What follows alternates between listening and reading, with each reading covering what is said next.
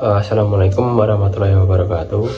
Perkenalkan, kami dari kelompok 9 akan mempresentasikan hasil diskusi kami tentang standar bantuan hukum non-litigasi yang beranggotakan pertama saya sendiri Muhammad Faza Aulia dengan akhiraname 095, dan ada teman saya Lintang Anggrenia dengan akhiraname 030, dan ada teman saya Norvita Diakomalasari dengan akhiraname 098.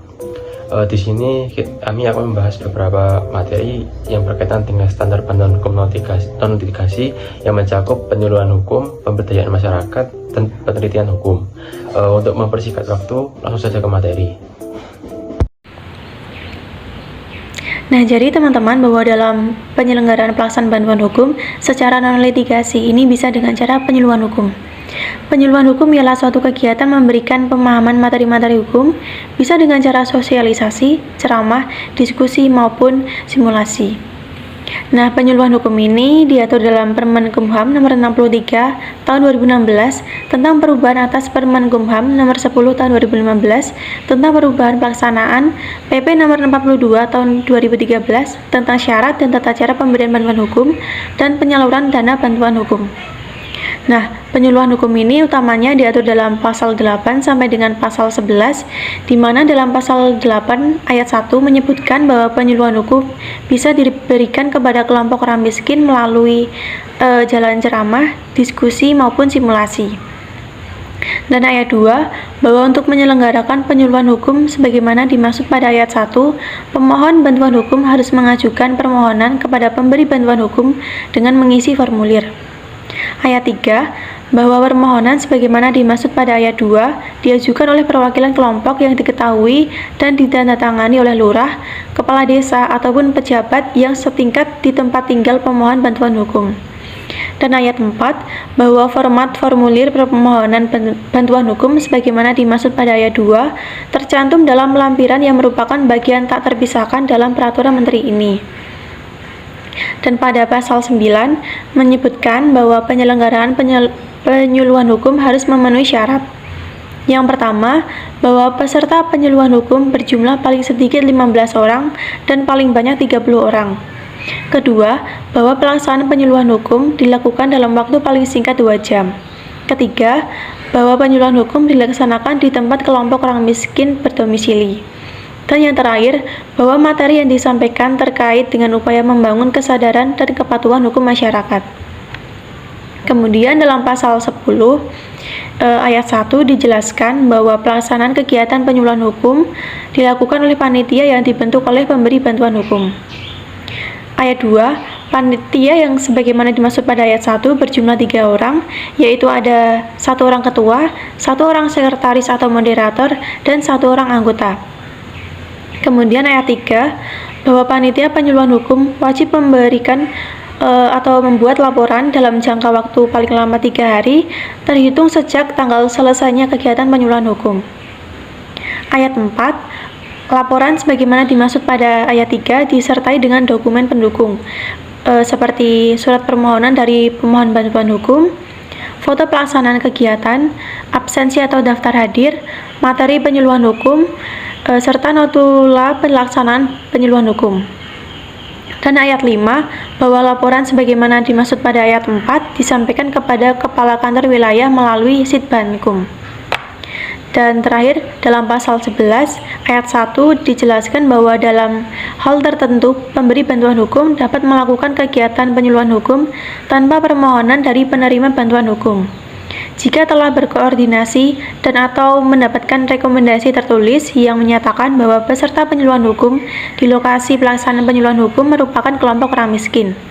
Dan ayat 2, bahwa rekomendasi tertulis sebagaimana dimaksud pada ayat 1 dikeluarkan oleh yang pertama, lurah, kepala desa, atau nama lainnya sesuai dengan domisili penerima bantuan hukum. Yang kedua, kepala rumah tahanan negara, dan yang ketiga ada kepala lembaga permasyarakatan. Selanjutnya, pemberdayaan masyarakat. Pemberdayaan masyarakat dilakukan guna meningkatkan pengetahuan atau keterampilan hukum penerima bantuan hukum.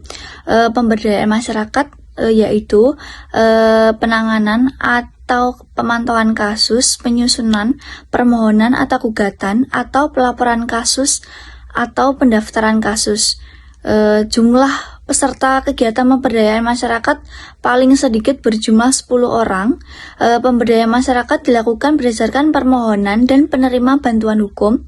Permohonan diajukan oleh perwakilan kelompok yang diketahui dan ditandatangani oleh lurah, kepala desa, atau pejabat lainnya sesuai dengan domisili permohonan. Kemudian pelaksanaan kegiatannya dalam kegiatan, tim penyuluh hukum melakukan sosialisasi adanya Undang-Undang Nomor 16 Tahun 2011 tentang bantuan hukum, dan Kanwil Kementerian Hukum Hak Asasi Manusia memberikan pelayanan bantuan hukum melalui OBH, Organisasi Bantuan Hukum. Pelayanan bantuan hukum secara cuma-cuma diberikan kepada masyarakat kurang mampu yang sedang berhadapan dengan masalah hukum. Pemberdayaan masyarakat ini dilakukan untuk menjamin memenuhi hak penerima bantuan hukum, yaitu masyarakat yang kurang mampu, untuk mendapatkan akses keadilan, mewujudkan hak konstitusionalnya yang sesuai dengan prinsip persamaan di dalam hukum, serta untuk memberikan penyelenggaraan bantuan hukum secara merata. Contohnya, dalam tim penyuluh hukum bersama LBH, keadilan juga memberikan sosialisasi mengenai bahaya dan dampak narkoba dan narkotika obat-obatan pada kehidupan dan kesehatan para pecandu. Meskipun dampak narkoba bisa merusak kesehatan dan masa depan, tapi masih bisa saja tidak mengurangi jumlah pemakaiannya. Penelitian hukum adalah proses analisa yang meliputi metode, sistematika, dan pemikiran tertentu yang bertujuan untuk mempelajari gejala hukum tertentu, kemudian mengusahakan pemecahan atas masalah yang timbul, sehingga dibutuhkan suatu metode penelitian yang tepat. Metode ini membantu proses penelitian sesuai dengan rumusan masalah yang dikaji serta tujuan penelitian yang akan dicapai. Penelitian hukum dilakukan terhadap permasalahan bantuan hukum yang terjadi di wilayah pemberi bantuan hukum yang bersangkutan dengan mengajukan terlebih dahulu proposal penelitian hukum kepada kepala kantor wilayah atau pejabat yang ditunjuk. Penelitian hukum dapat dilakukan setelah proposal penelitian tersebut mendapat persetujuan dari kepala kantor wilayah atau pejabat yang ditunjuk.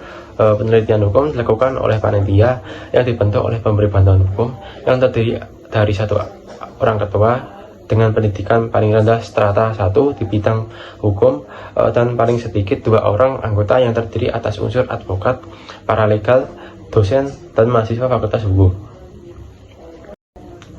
Mungkin itu tadi presentasi dari kelompok kami. Apabila ada kekurangan mohon dimaafkan. Wassalamualaikum warahmatullahi wabarakatuh.